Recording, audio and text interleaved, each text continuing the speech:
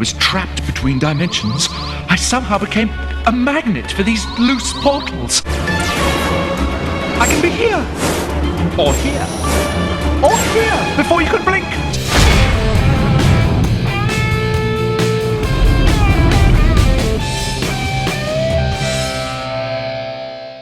Hey, what's up, folks? Life with Brock here, bringing you a custom figure tutorial, and I will be working on the Spot. Now, I became familiar with this character through a comic book that I've had it for the longest time. It's a Spectacular Spider-Man, issue 99. This is a phenomenal cover. It's eye-catching cover, but I really didn't know much about the Spot until recently. I came across a video that Glenn Webman had done of a custom figure, the Spot, and got me interested because I was a huge fan of Glenn and his work on YouTube. So I started researching it, and I go, man, this is what I got to do next. This is actually going to be a fairly simple custom to make. It's just white and black, and then creating some of the fun accessories. Well, anyways, if you want to learn about this character, you definitely have to get Amazing Spider-Man 589. It's called Return of the Spot. Here you're going to find out just a lot of interesting facts about him, like Spider-Man's spider sense does not work on the Spot because he's actually coming, or his attacks are coming from a different dimension, so Spidey's spider sense doesn't go off, so that's pretty neat. So this guy is a bad guy. He works for the Kingpin, and well, he was asked to replicate the teleportation powers of Cloak and Dagger, and it botched it up, and then all these portals got into his body, like you saw in that cartoon short. And man, yeah, he's one of Spider-Man's villains, lesser known villains, but what a cool power this guy has.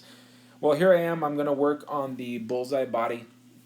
I wish there was a white body I could have used, but I wanted to use this particular buck because it has the butterfly joints. It's a little bit thicker because a lot of the, even the cartoon and a lot of the comics that I saw, this guy was a thicker bodied guy, or at least thicker than Spider-Man, and the Bullseye body works. Well, here's me breaking down this figure because I will be doing a ton of sanding because the connecting parts are black.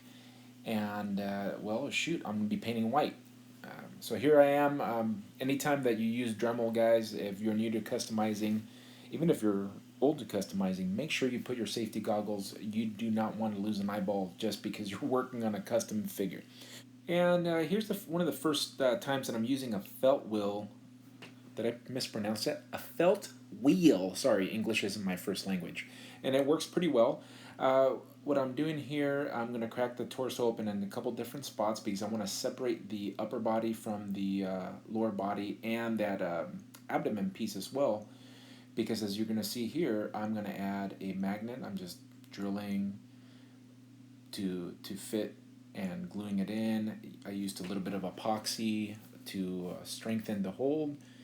And that's pretty much it. And this custom, even though it's going to be an easy, you would think it's just an easy paint job, there's just going to be a lot of accessories. So here's, I'm preparing a head with a magnetic ability. And here I'm cutting out other effects. These are going to be the portals that Spot's going to use, and I'm using tin. Now, tin, when cut, is very, very, very sharp, man. Be careful. If you do this, you're going to have to sand down, and you're going to see I worked pretty hard to sand down this tin because I was afraid. I didn't want to go to the emergency room. These are tin snips. You can get it at any of the hobby shops. I think I got these at Hobby Lobby. And like I said, very sharp, man. Matter of fact, those gloves right there, they're cut-resistant gloves that I got on Amazon. And here's me sanding it down. This drill bit didn't work. I have it on slow speed because it looked cool. I tried the felt wheel.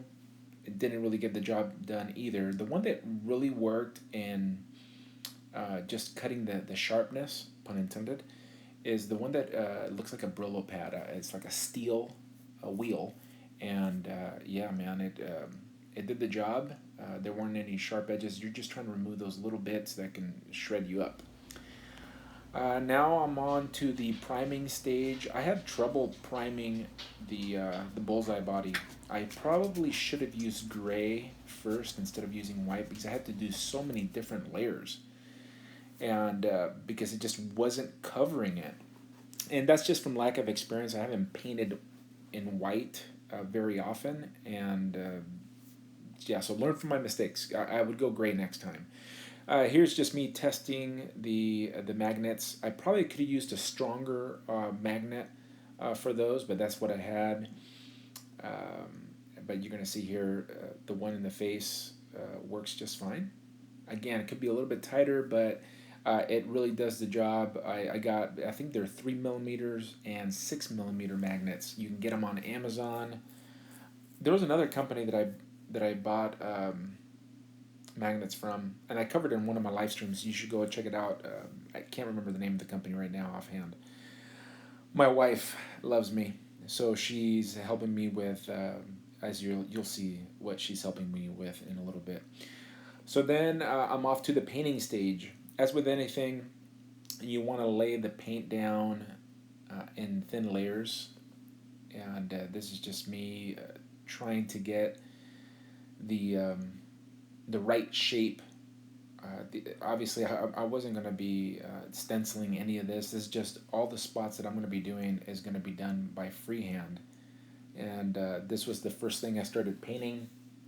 This was the first head. It was the easiest one to do, so I go, let me test it out. All right, so after practicing on that head, I moved on to the standard head. And this one's important because this is where I'm going to homage Glenn Webb and the custom spot that he did. Specifically, I'm going to try to place the spots where he placed his, in the YouTube world and the nerd world, especially when it comes to customs and Marvel Legends. He was the standard bearer, the trailblazer, at least in my eyes. He was very motivating, and I loved watching his stuff. So anyways, that's why I did that. Now I'm just to drawing spots or painting spots and trying more spots. And Spot, a lovable Spot. He's soft and cuddly and he smiles a lot. If there ever was a pet to cheer you up, it's Spot, Spot, Spot. All right, man, when I was looking for that clever Spot song, I ran into this gem on YouTube, and let me just leave this right here for you guys to experience.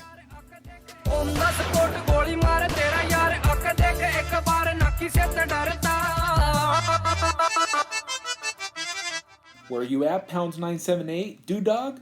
Players? What you got? Alright, so here's the finished custom. I'm actually really happy of how it came out. The spots were on the spot, man, and this diagram that my wife helped me do, really appreciative of her help. It really shows up the figure well. Yeah, I even have spots on the bottom of the feet. I got spots in the butterfly joint. This guy's got spots everywhere. Everywhere, even up there, even in the ab crunch right there, players. Yeah, let me show you the back now. This guy is covered. I don't know how many spots I mean, it took me forever.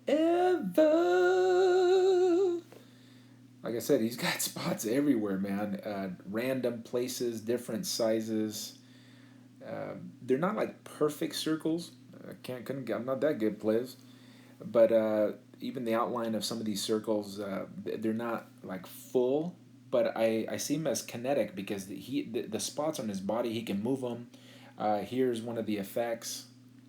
Let me see if I can get him into a couple of good positions to show off. There. Oh, look, I had effects even in amidst this diorama, or what did I call it earlier? I can't even remember what I called it. But anyways, look, the 10 works great with the magnets. It holds very good.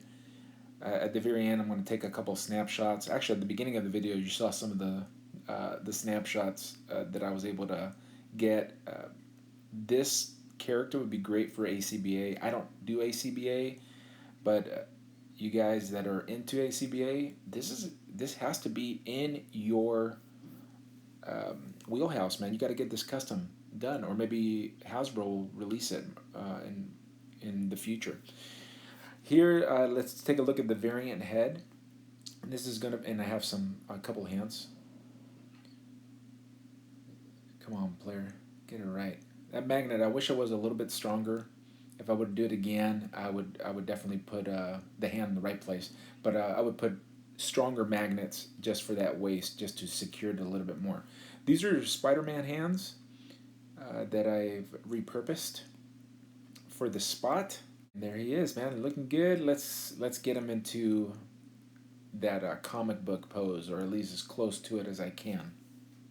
I gotta say, I had a blast making this custom. I had a blast taking pictures. This was a spur of the moment. I was motivated by Glenn's video, and in my desire to do an homage and this character that I like, I ended up getting something really cool, and I hope that you give it a go and get it in your collection. Well, thanks for watching, guys, and I will catch you on the next one. Bye. Toys, toys.